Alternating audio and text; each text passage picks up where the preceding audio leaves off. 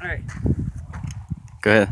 I'm gonna see the troll, going to see the troll.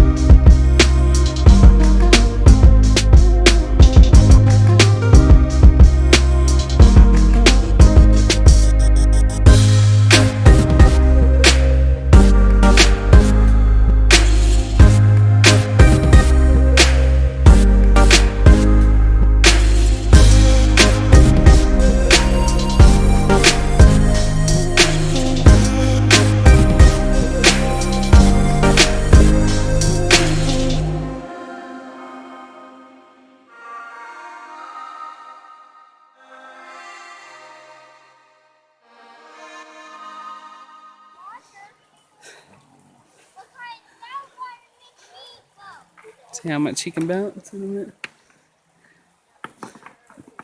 Oh man. Just the luck. You have 10 seconds. See how far you go. 4, 3, 2, 1. All right. That's gonna fall. There, that's what he ended up doing in a minute. There he is. So we just finished seeing the Breckenridge Troll. It was really busy. Yeah, really and it's good. pretty popular. It's pretty neat to see, though. They actually had a free shuttle, bus to come over here.